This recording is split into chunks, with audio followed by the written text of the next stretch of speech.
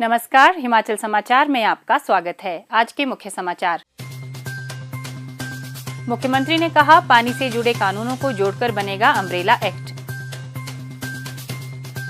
मुख्यमंत्री ने कहा, सरकार के प्रयासों से प्रदेश के युवाओं के पहले बैच को विदेश में प्राप्त हुए रोजगार के अवसर। प्रदेश के 5 युवाओं का पहला बैच अपनी नई भूमिका शुरू करने के लिए पहुंचा सऊदी अरब। रोहडू के प्रतिनिधिमंडल ने मुख्यमंत्री से की भेंट। मुख्यमंत्री सुखाश्रय योजना से निराश्रितों के जीवन में आ रहा उजाला। और अब समाचार विस्तार से। मुख्यमंत्री ठाकुर सुखविंदर सिंह सुक्खू ने अधिकारियों को पानी से जुड़े सभी कानूनों को जोड़कर एक अम्ब्रेला एक्ट बनाने के निर्देश दिए हैं, जिसके लिए एक एक्सपर्ट कमेटी का गठन किया जाएगा। आज शिमला में एक हाई पावर कमेटी की बैठक की अध्यक्षता करते हुए उन्होंने कहा कि वर्तमान राज्य सरकार हिमाचल प्रदेश के लोगों के हितों की रक्षा के लिए हर संभव प्रयास करेगी। उन्होंने कहा कि राज्य की संपदा को लुटने नहीं दिया जाएगा और अदालतों में विचाराधीन मामलों की मजबूती के साथ पैरवी की जाएगी। हिमाचल प्रदेश के पास सीमित संसाधन हैं, जिनका सही इस्तेमाल प्रदेश के लोगों के लिए होना चाहिए।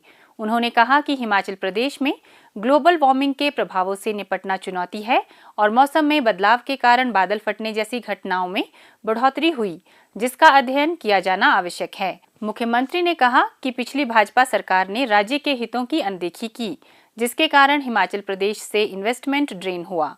उन्होंने कहा कि वर्तमान राज्य सरकार ने प्रदेश की वित्तीय स्थिति में सुधार के लिए अनेक कदम उठाए हैं, जिसके फलस्वरूप प्रदेश की अर्थव्यवस्था में सुधार हुआ है। प्रदेश की वित्तीय स्थिति बेहतर होने के कारण ही राज्य सरकार ने सरकारी कर्मचारियों को 4% डीए की एक और किस्त जारी करने का फैसला किया है। इससे पहले राज्य सरकार अपने कार्यकाल में 7% महंगाई भत्ता जारी कर चुकी है। हिमाचल प्रदेश सरकार की युवाओं के लिए विदेश में रोजगार के अवसर प्रदान करने की पहल के सकारात्मक परिणाम सामने आ रहे हैं। प्रदेश के 5 युवाओं का पहला बैच अपनी नई भूमिका शुरू करने के लिए सऊदी अरब पहुंच गया।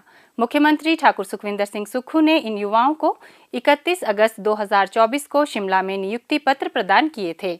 इन युवाओं में ऊना जिला के श्री रजत कुमार, श्री सुनील कुमार, श्री जसप्रीत सिंह और श्री अभिनव तथा जिला हमीरपुर के श्री दिनेश शामिल हैं। मुख्यमंत्री ने कहा कि विदेश में रोजगार की संभावनाओं को बढ़ाने के लिए प्रदेश सरकार ने यूएई स्थित दुबई में EFS facilities services group limited के साथ समझौता ज्ञापन हस्ताक्षरित किया है। दिसंबर 2023 में मुख्यमंत्री की दुबई यात्रा के उपरांत ईएफएस ने विदेश भर्ती आवश्यकताओं को पूरा करने के लिए हिमाचल से 15 से 20% भर्तियां करने का लक्ष्य रखा है।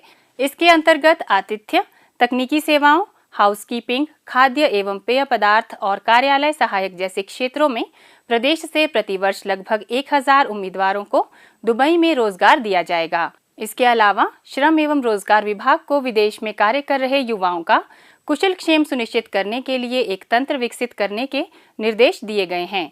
यह प्रदेश सरकार की विदेश में राज्य के युवाओं की सुरक्षा के लिए प्रतिबद्धता को दर्शाता है। प्रदेश सरकार राज्य के युवाओं को रोजगार एवं स्वरोजगार सुनिश्चित करने के लिए प्रतिबद्ध है। सरकार ने सिर्फ 20 माह के अपने कार्यकाल के दौरान सरकारी क्षेत्र में 31,000 पद सृजित किए हैं। प्रदेश सरकार युवाओं को विदेश में रोजगार के अवसर प्रदान करने के लिए भी सकारात्मक दृष्टिकोण से कार्य कर रही है, ताकि भविष्य में अधिक से अधिक युवाओं को रोजगार के लिए विदेश में और अवसर प्राप्त हो। इस पहल से राज्य के युवा एजेंटों के शोषण से बचेंगे और विदेश में उनकी सुरक्षा सुनिश्चित होगी। मुख्यमंत्री ने कहा कि प्रदेश सरकार ने स्वरोजगार को और अधिक बढ़ावा देने के लिए राजीव गांधी स्टार्टअप योजना भी आरंभ की है। इस योजना से राज्य के युवा स्वयं के उद्यम और स्थायी आजीविका अर्जन के लिए प्रेरित होंगे और आत्मनिर्भर बनेंगे। रोहडू जिला शिमला के एक प्रतिनिधि मंडल ने दलगांव मंदिर में बकरालू भुंडा महायज्ञ की तैयारियों को लेकर आज शिमला में मुख्य संसदीय सचिव श्री मोहन लाल ब्राक्टा के नेतृत्व में मुख्यमंत्री ठाकुर सुखविंदर सिंह सुक्खू से भेंट की। मुख्यमंत्री ने इस अनुष्ठान को सफलतापूर्वक आयोजित करवाने के लिए हर संभव सहायता का आश्वासन दिया। मुख्यमंत्री ठाकुर सुखविंदर सिंह सुक्खू ने कहा कि प्रदेश के लोगों की देवी देवताओं में गहरी आस्था और विश्वास है तथा यह महायज्ञ क्षेत्र के सांस्कृतिक और ऐतिहासिक महत्व को दर्शाता है। उन्होंने कहा कि यह अनुष्ठान स्थानीय देवी देवताओं की पूजा के साथ गहराई से जुड़ा हुआ है। प्रतिनिधिमंडल ने मुख्यमंत्री के समक्ष अपनी मांगे भी रखीं। मुख्यमंत्री ने आश्वासन दिया कि अनुष्ठान के आयोजन के लिए सरकार सभी आवश्यक सुविधाएं समयबद्ध उपलब्ध करवाना सुनिश्चित करेगी। मुख्यमंत्री ठाकुर सुखविंदर सिंह सुक्खू अभिभावक बन बेसहारा बच्चों के जीवन में खुशियों के रंग भर रहे हैं। मुख्यमंत्री की अभिनव पहल सुख आश्रय योजना निराश्रितों को आश्रय प्रदान कर रही है।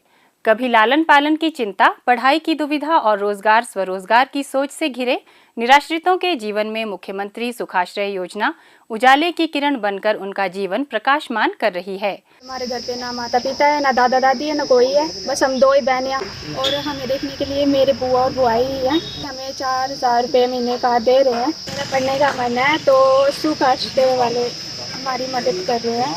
लड़का और बहू दोनों की मृत्यु हो चुकी है और पीछे 2 बच्चे थे उनके, एक लड़का एक लड़की, तो उनको मुझे ही देखभाल करना पड़ रही थी। लेकिन हिमाचल सरकार की सुख आश्रय योजना के तहत इन बच्चों को बड़ी भारी सहारा सरकार की तरफ से मिला हुआ है। अब ये बच्चे अपने ट्रेनिंग इंस्टीट्यूट में भी समान अमीर गरीब बच्चों के साथ मिलजुल कर खा पी रह सकते हैं। ये जो योजना है ये पहली बार ही हमारे माननीय मुख्यमंत्री के दिमाग में आई कि ऐसे अनाथ बच्चों को की देखभाल जो है वो सरकार जो है वो कर रही है। मेरी पोती जो है वो BSc नर्सिंग 3rd ईयर की स्टूडेंट है और उसका सारा खर्च जो है वो इस योजना के तहत इन बच्ची को मिल रहा है। मैं माननीय मुख्यमंत्री हिमाचल सरकार का अति धन्यवादी हूँ जिन्होंने इन अनाथ बच्चों के लिए इस योजना को तैयार करके इनका भविष्य जो है वो उज्जवल बनाने के लिए जा रही है। मेरा भाई ताए का लड़का जो हमारे साथ रहता है और ताई और ताऊ की जो है कि डेथ हो चुकी है और जो भी देखभाल है वो हम करते हैं। +2 कर रहा है और सरकार ने जो सुख आश्रय स्कीम चलाई है उससे जो उसको हर महीने 4,000 रुपये मिलता है, उससे वो अपना जो है खर्चा करता है। और मैं सरकार और CM साहब का बहुत धन्यवाद करता हूं जो कि इन बच्चों के लिए पहली बार जो सरकार CM साहब ने उनके बारे में सोचा है। मेरे माता पिता का देहांत बहुत समय पहले हो गया था। हम 3 भाई बहन हैं। अपने ताया जी के पास रहता हूँ। मेरा 10वीं तक का खर्चा ताया जी ने उठाया और बाद में +2 के खर्चे के लिए बहुत तकलीफ़ हो रही थी तो ताया जी ने जैसे तैसे कर मेरी +2 करवा दी।